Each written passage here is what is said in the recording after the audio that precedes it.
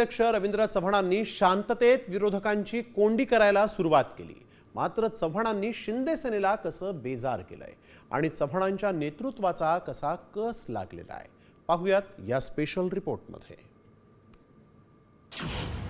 चव्हाणांच्या खेळीनं विरोधकांची कोंडी। शिंदे सेनेविरोधात चव्हाणांची रणनीती काय? पक्षप्रवेश झाले पण निवडणुकीत लागणार कस।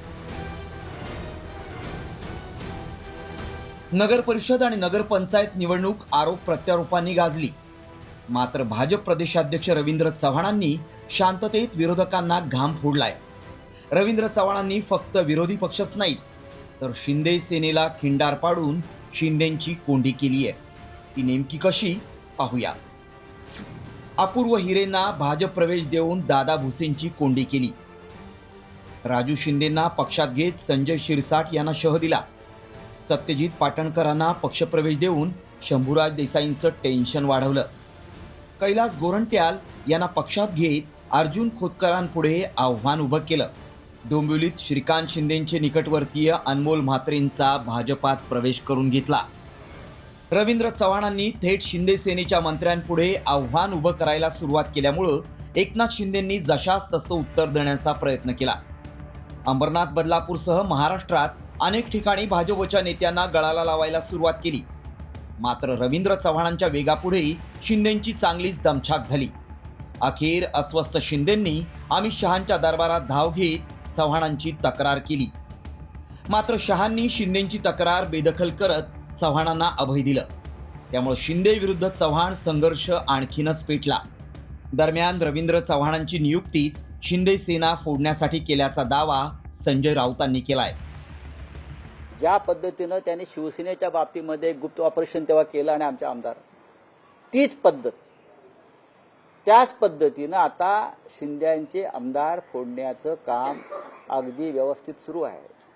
रवींद्र चव्हाण हे भारतीय जनता पक्षाचे प्रदेशाध्यक्ष आहेत, करेक्ट, कोकणातलेच आहेत आणि डोंबिवलीचेच आहेत।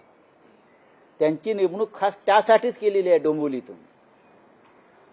ज्याला राजकारण कळत आहे त्यांनी ते राजकारण समजून घेतलं पाहिजे। एका बाजूला चव्हाणांना दिल्लीतून अभय मिळाल्यामुळं शिंदेंची पुरती कोंडी झाली आहे। त्यामुळे दुसरीकडे रवींद्र चव्हाणांना घेरण्यासाठी निलेश राणे मैदानात उतरले आणि निलेश राणेंच्या आडून शिंदे विरुद्ध चव्हाण वादाचा नवा अंक सुरू झालाय।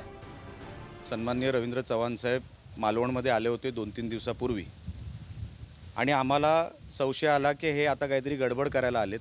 पोलीस अधिकाऱ्यांसमोर आणि निवडणूक अधिकाऱ्यांसमोर मी ते सगळं दाखवलं। म्हणलं साहेब, हे फक्त 25-50 लाखाचा विषय नाही आहे। ह्या घरामध्ये रोज 2-3 दिवसांपासून पैसे येत आहेत आणि जात आहेत। आले की अर्ध्या तासात विल्हेवाट लावायची, आले की अर्ध्या तासात माणसं घेऊन जाणार। आपण एक एक मत जर 10, 15, 20 हजार 25 हजारापर्यंत जाणार असू तर कुठे आपण कसे लढवणार हे सगळे गरीब लोक? अच्छा, उद्या नगरपालिका, आपलं महानगरपालिका आहे, जिल्हा परिषद आहेत, हे लढू शकतील का हो? ते काय तिथे सापडलं असेल तर ते कसं आहे, काय यंत्रणा करेल, पण त्यासाठी प्रेस कशाला करायला पाहिजे होती? त्याचा अर्थ काय?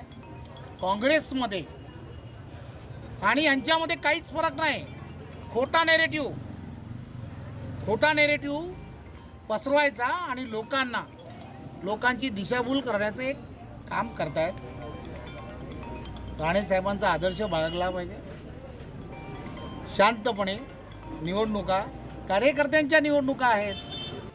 एवढंच नाही तर उपमुख्यमंत्री अजित पवार आणि एकनाथ शिंदेंकडून तिजोरी आणि निधीबाबत वक्तव्य केलं जात असताना रवींद्र चव्हाणांनी 1 नंबरला महत्त्व असतं, बाकी 2 नंबरला नाही असं म्हणत उत्तर दिलं। त्यामुळे नगरपालिका निवडणुकीत नेते आणि पदाधिकाऱ्यांना गळाला लावून विरोधकांना जेरीस आणलेल्या रवींद्र चव्हाणांच्या नेतृत्वाचा महापालिका निवडणुकीत कस लागणार हे मात्र निश्चित। ब्युरो रिपोर्ट, साम टीव्ही न्यूज।